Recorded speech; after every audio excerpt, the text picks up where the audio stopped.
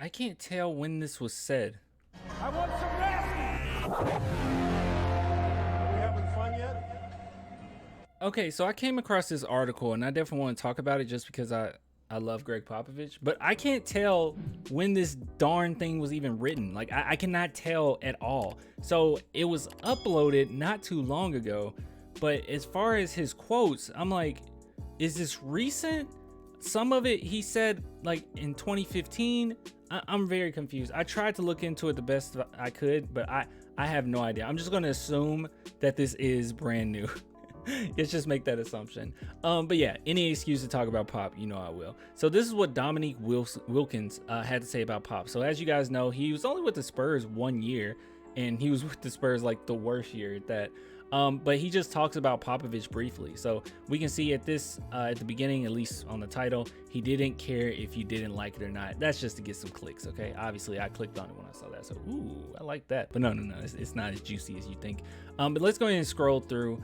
And yeah, so this is basically talking about Wilkins' career a little bit. In 1995, Wilkins left the NBA to play in Greece. He was already 36 years old at the time, but still undeniably a player who could score in bunches on any given night. The following season, Dominique made an epic NBA return and joined the San Antonio Spurs.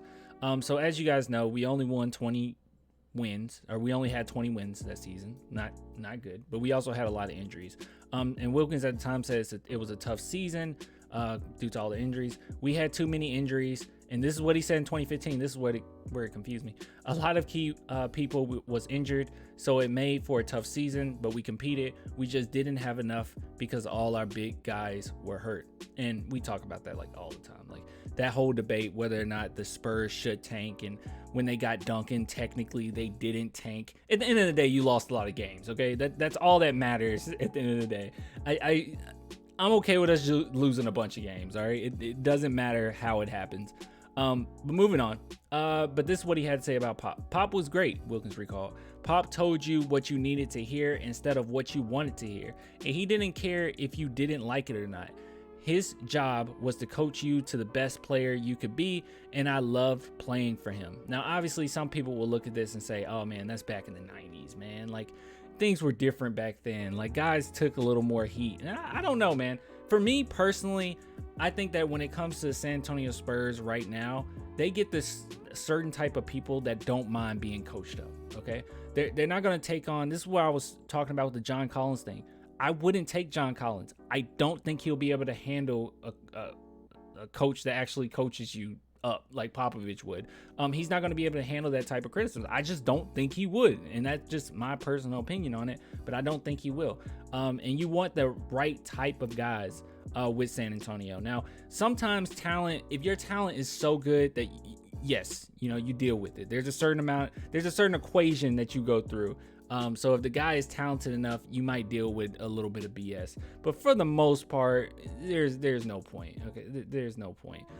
You just get good guys that's gonna fit into the system well, that's gonna play hard, and is willing to be coached. But anyways, here we go. So moving on, he said to see where he started and where he's at now, he was a determined coach. He was a very smart coach. He knew X's and O's. He knew how to put people in the position to be successful. Nothing surprised me with him.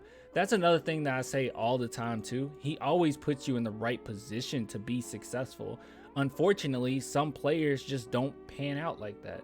Like Lonnie Walker, I thought that Pop put him in the perfect situations to be successful. I've seen so many people make the argument of, well, Lonnie Walker wasn't cherished by Pop, or Pop didn't really give him the opportunity. And I watched these games, and I have to tell you, Pop put him in many different situations to be successful. We know that Lonnie Walker has an underrated ability to facilitate. He had him as a facilitator of the second unit for a certain amount of time. Didn't really pan out. We know that he can be a really good scorer that can score in bunches, but hey, didn't pan out. And that's basically all he wanted him to do this past season, was just go out there, do your thing, and we move on. You have one role, and your role is to score. And he was the exact same player, same stats, everything. So it's only so much I think that the Spurs could have done, and there's only so much Pop could have done. Now, sometimes obviously he outcoaches himself. Like, I don't want to bring this up, but 2013, he definitely outcoached himself putting Duncan on the bench. Okay, I don't think that was an ego thing like some people think. I think that was just a straight up thinking way too hard. Okay, made sense on 2K, but did not make sense in the large scheme of things. Okay, and I'm sure he even regrets that. But yeah, that's besides the point. But yeah, I just wanted to talk about this because I think that Pop, he's one of those coaches, or at least one of those pillars in San Antonio that I think we really need to hold on to, because while I will be pretty nonchalant at times when it comes to like people coming and leaving, like Becky Hammon, I didn't make a huge deal of it. Like we made jokes about it, like, this sucks or whatever. But at the end of the day, it's like, okay, assistant coaches come in and out. Even Chip England, I don't necessarily think that he's 100% replaceable, but I will say this, Greg Popovich is 100% irreplaceable. Okay. I don't know what position we'll be in once we leave or lose Pop. Now, hopefully Popovich is setting us up pretty nice. If it's Brett Brown that's going to be the next coach, it's going to be somebody under the Pop umbrella that can be a really great coach. Okay. But as far as the person that Popovich is, as far as the coach that Popovich is, you'll never get that again. We'll never have that again. There'll be other legendary coaches that come, but Popovich, he's one of those special ones that he came in during an era where you could coach people, but he has such a great understanding of his team and understanding of people in general that he's been able to do that even today. And you don't get a lot of those type of guys. Most coaches go to a team, they have a bad season, then they're gone.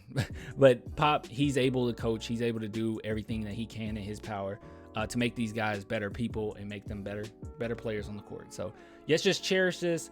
And if we do win a championship in the future, let's say like 6 years in the future, right? Hopefully not that long, but let's say 6 years down the future, and let's say Pop retired within a year or two from now, I will still give him some of the credit for that championship or whatever that future championship holds, if it's still the current players, because there's something that he would have taught them that would have came forward later on. So anyways, I'll get with you guys later, man. If you want to support the channel, only $2 per month. I keep saying this, but thank you guys so much for buying the shirts. I'll send that out at the end of this week. But yeah, thank you guys so much.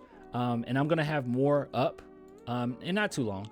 It'll be in the next week or two. And I'll have some blacks on here, and we'll add some other designs, because I have a lot. I have a lot of designs. I have a lot. If you guys like these, you have no idea. They're dope. All right, I'll get with you guys later, man. Until next time, deuces.